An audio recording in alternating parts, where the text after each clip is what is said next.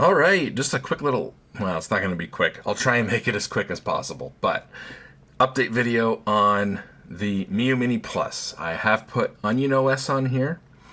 I want to say Onion OS is very easy to install.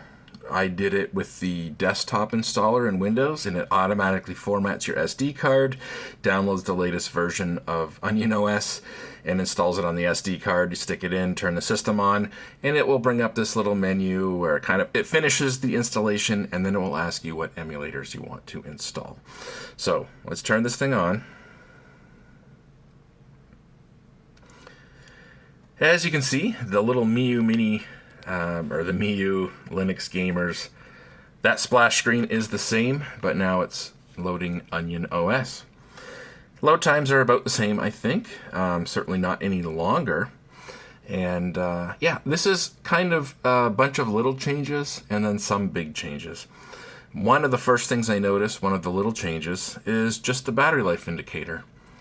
Before it just showed 4 bars, it didn't show you the percentage, and now we can see, it's like 66%. It's a little more accurate. With the 4 bars, anything above, 75%, it would look like it was full. You would just see 4 bars. And so, not as accurate. It's nice to have the percentage there. So, there's one small little difference. The menu is very similar. There's no more recent games list. You used to have recent games, then favorites, then games. They got rid of the recent games list option in the menu. There's a reason for that we'll get to later. The apps, if you recall, stock out of the box, they were all Chinese, and now they are English, so that's nice. And the settings menu here is very similar. Your brightness, your Wi-Fi. In fact, I don't think really anything in the settings menu has changed, which makes me wonder if the settings menu is maybe tied to the firmware in some way. The emulators. So if we go into games, one of the main reasons you might want to install Onion OS is that you have a lot more emulator options. So we've got Amiga, we've got Arcade, our Atari 2600, 5200, 7800. We've got Lynx. We did not have Lynx before. We got all the Capcom CPS stuff that was there before. ColecoVision, that's new. Commodore. We got Game Boy, Game Boy Advance, Game Boy Color, Game Gear. Before, Game Gear was kind of, I think, just lumped in with Sega Master System, if I recall. Game & Watch, that's new. Genesis and Television, MS-DOS. This is all new in television and MS-DOS. NES, Neo Geo Pocket, Neo Geo. We got PlayStation 1. Super Game Boy, if you want your Game Boy games to look like you're playing them on a Super Game Boy, I guess that's what that would be for. Scum VM, so your LucasArts kind of point-and-click adventure games, kind of your Monkey Island, Sam & Max, that kind of stuff. Sega CD, Sega 32X, Sega Master System, TurboGrafx, so you got your TurboGrafx CD and your Super Graphics. Vectrex and Virtual Boy, and I didn't install all the emulators, again. The initial installation will ask you what emulators you want to install, and I just picked up the ones I thought that I would actually use. Let's load up a game. So I'm actually going to go into my favorites list here, and we'll load up Master of Darkness for the Sega Master System. This is one of my favorite games of all time. Kind of a Castlevania clone, but really good music, really good graphics. Anyways, yeah, absolutely love this game. If you've never played it, definitely check it out. It's on the Master System and the Game Gear. But yeah, so one of the second things I noticed, one of the kind of little things that I noticed, is when you change the volume now, there's a little green bar indicating the volume level.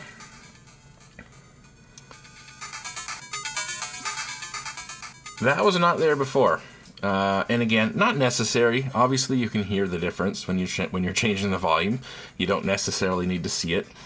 But it's kind of nice if you're not in a game yet. If you're in the menu and you want to change the volume, you can see where it's at before you even start playing a game. It's kind of nice just to have that there.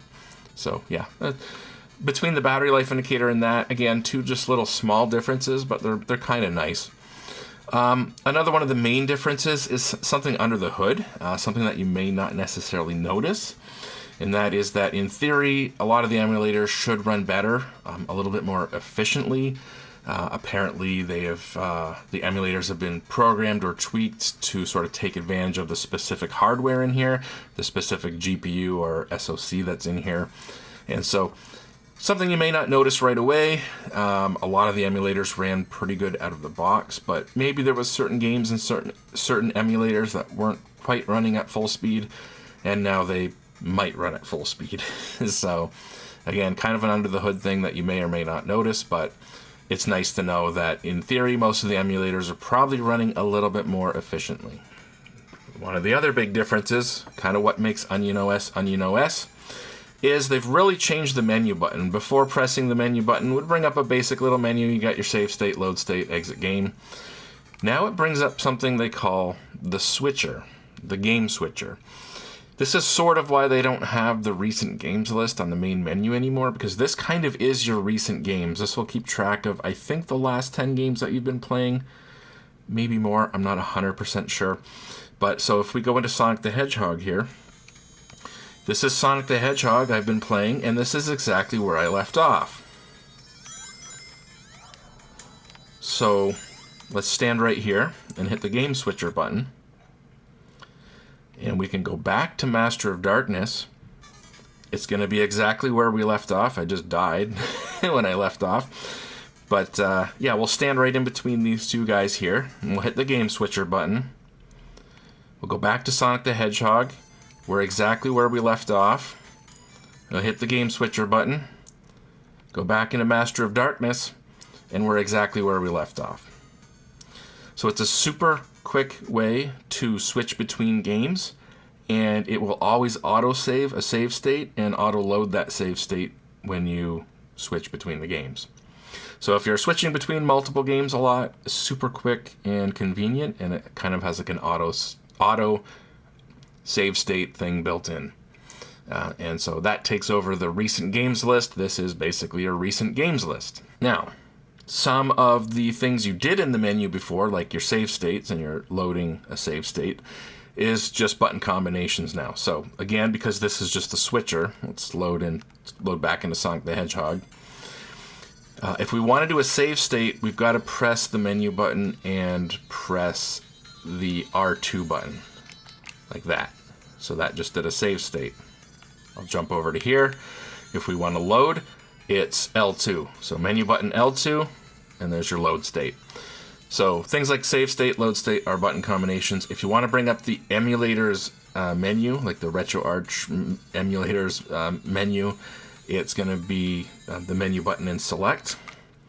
So there, if you want to change your scaling options or your control options, your on-screen overlays or anything like that, that's your emulator menu, is menu button select. Again, the menu button isn't really the menu button anymore. It's the game switcher. So that's another big difference. A lot of people really like that. Personally, I don't know. I didn't mind the way the simple menu worked in the stock OS, but this works nonetheless. Again, if you're playing multiple games and you're switching back and forth between them really quickly, it is certainly convenient. I remember showing NES, and on the stock OS with the stock emulation, the NES had this very bad overlay, kind of a CRT filter with a diffused kind of reflection that just made everything look kind of washed out. And here we can see what we get is basically just an almost full screen presentation. There's slight black bars at the sides of the screen, I believe. But just good scaling, good clean scaling. And like I said, with Onion OS, that's kind of what they're trying to get. They're just going to try and get you the most vertical filled screen they can with a good even integer scale. Scaling will usually be sharp. You'll have very little shimmering issues, and you're going to get the biggest image without any overlays. Even, for example, PC Engine. PC Engine, if you recall, had a slight overlay. There was a little like PC Engine graphics on the side of the screen. Those are gone. But again, what we're left with is super sharp scaling. The scrolling is super smooth. And yeah, the image is very sharp. And honestly, it kind of was before. It was really the NES and the Game Boy that were the biggest issue. The Game Boy was less of an issue, but I think the Game Boy's improved the most. The Game Boy alone is one reason I wanted to put this Onion OS on here. So I'll load up Super Mario Land. And again, that's kind of continued where I've left off. So again, we can hit menu, what used to be the menu button, and select, and we can restart. We do get the splash screen now, which we didn't in the stock OS. And yeah, so here's Super Mario Land. Now, if you recall, out of the box with the stock OS and the stock Game Boy emulator, you had a black and white image only. You couldn't change it, and it was very soft. The scaling was very soft. The scaling is sharper now. It still might be a little bit soft, but it's certainly sharper than it was. But the big thing is we've got a huge amount of color palette. There's over 200 color palettes we can switch between, and we switch with just L and R. So just pressing R, you can see we can go through some color palettes. This one they call DMG, Game Boy Pocket, Game Boy Light. And as an owner of a Game Boy Light, I love this. It really does look like a Game Boy Light. And these are all in a section called Nintendo Official. So there's like 47 of these we can go through. And some of them are Game Boy Color or Super Game Boy palettes. Again, on Nintendo Official, they're all going to be sort of like official hardware.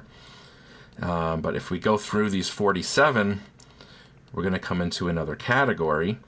So this is extras, and we've got 87 color palettes in here. Gamecom, Game Boy Pocket Alternative, Pokemon Mini.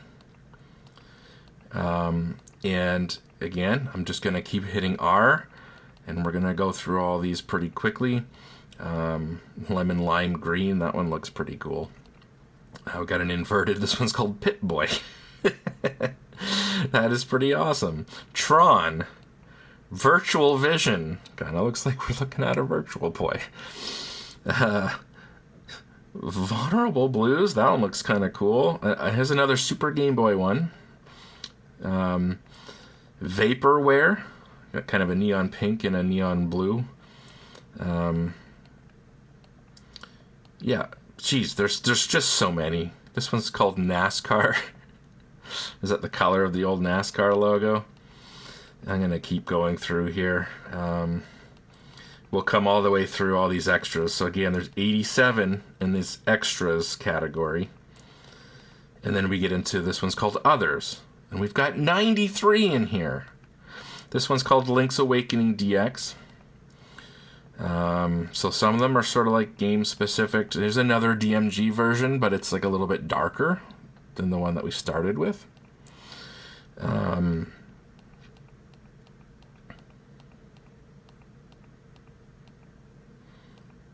This one's called Pocket Station. I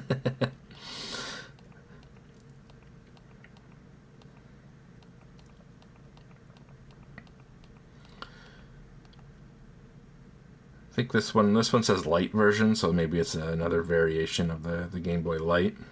This one's called Scooby-Doo Mystery. Actually, it looks pretty good. This one's called CMYK. That looks pretty cool. Angry Volcano. That one looks awesome. There's just so many. This one's called Do the Do. There's so many. Technicolor. This one's called Nuked. Looks kind of cool. Seiko Timer Yellow. Yep. Eevee Brown. Some of them will be Game Boy Color variants, where I believe you can have like sprite separation. You can also put this emulator in Game Boy Color mode if you want it to just run like it's a Game Boy Color. Now we're in the single color category. We've got 25 options in here. The neon yellow one looks pretty good. And after the single color category, there is going to be a multicolor category. And again, there's 26 options in here. And after multicolor, that one's kind of cool. A nice inverted one there. We've got hardware. This one's called Game Boy Kiosk. Another Game Boy Light variation. This one says washed out yellow backlight. And Game Boy Light. This is another variation of the Game Boy Light. This one's a little bit more washed out than the one we started with. Game Boy Old, so another DMG variation. Again, a little bit darker than the one that we started out with. Game Boy Kiosk 2, Virtual Boy. This one's actually called Virtual Boy. As you can see, again, there's Game and Watch Ball. Another nice inverted one. This one's called MS-DOS, inverted with kind of the green phosphor, or at least the CGA green thing going on there.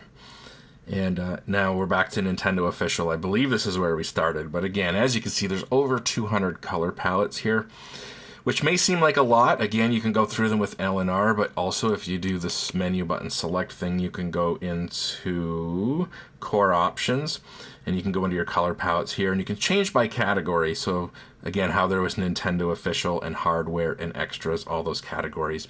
So maybe a little bit quicker and easier to find a certain one that you like there, but obviously it's going to save the one that you've saved on. And again, if we start a game and stand on this warp pipe and bring up the game switcher, and again, we can go back to Jackie Chan, exactly where we left off, and then we can go back to Super Mario Land, exactly where we left off. If we press the game switcher button and then B, we can go back to the main menu. If we go into apps, there is an app in here called Themes, and we can change the theme. There's about 20 or 30 themes pre-installed. The stock one here is called Silky. So I'm going to go through these pretty quickly. There's one that looks like Super Nintendo with Nintendo characters. There's one that looks like, is that supposed to be Mac OS 9? some old Mac operating system or Linux or something. Tech Dweeb's got one in here. We got Pac-Man. Got one that kind of looks like the original menu, but just in orange instead of multicolor. Got some ones that kind of look like you're on a Game Boy or a PlayStation, Game Boy Color. You got some that are just simple line art. Another one that kind of looks like a stock menu. GB Mini. You've got ones that look like you're, kind of Vectrex kind of line vector graphics there. This one's called Analog, and you can probably tell why. And this one's called 3DS, and you can probably tell why. So yeah, you got lots of neat little themes there, but I just kind of keep it on the original one there. And yeah, I guess that's it. One last difference, and it's one of these minor differences. When you hold down the power button in the stock OS, it would then ask you, are you sure you want to turn this off? And if you held down the power button, you probably were sure. So now if you hold down the power button, it just turns off instantly. Doesn't ask you if you want to turn it off. So yeah, kind of a collection of small differences and some big differences, some big changes. Again, under the hood, your emulator should run better, more efficiently.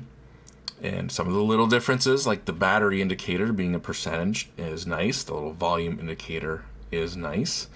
The fact it turns off instantly, I guess that's nice. The switcher, again, some of you may like it, some of you may not. Some people may have preferred the simple little menu and not having to memorize little, short button combinations. But that's a big difference, and that's, again, a lot of people like that. For me, the Game Boy emulation alone was reason enough to put Onion OS on here. It's so much better for Game Boy emulation. NES emulation out of the box is certainly a lot better. That fake CRT diffused reflection look thing going on there. None of the emulators seem to have any sort of overlay. It's just they're going to try and fill up as much of the screen as they can while giving you the sharpest, cleanest scaling that they can. So, yeah, again, very easy to install. You're not making any permanent changes. I still have the SD card it came with. If I throw that in here, it will boot back up stock like it was out of the box. And with this SD card in there, again, we haven't changed the firmware or anything permanent. We're only changing the operating system that's on the SD card. So super easy to install, super easy to revert back if you don't like it. And overall, a lot of good changes. So again, I can see why people always say put Onion OS on it. Yeah, it's you can't go wrong. Worst case, some of your emulators are going to run better. Best case, you're going to like some of the little changes that were done. And yeah, so kind of win-win. No reason not to do it, and clearly that's why first thing people will recommend. This Onion OS has been designed for the SoC that's in here. I believe it works on the Miyoo Mini and the Miyoo Mini Plus.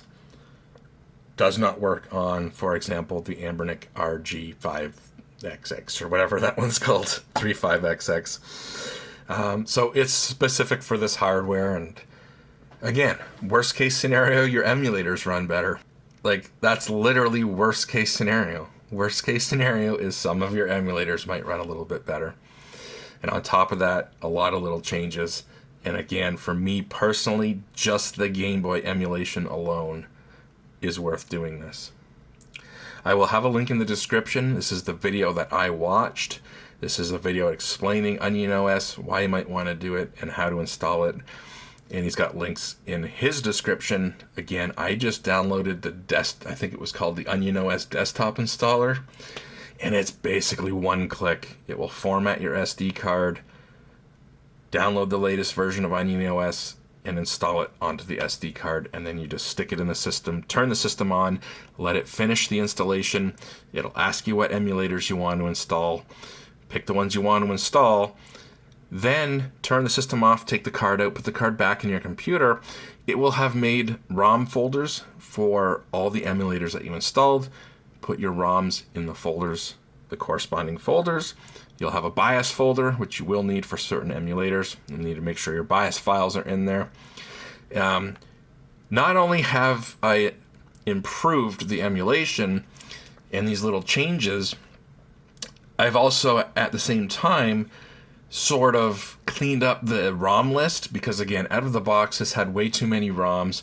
It had a lot of repeats. Some of them had numbers in front of the names, and some of them were just the names. So I've deleted any of the ones that had numbers in front of the names to start with, and then any games that it was missing that I wanted, I added. And so it's a bit better of a selection of ROMs at the same time. So kind of improved this thing pretty much across the board.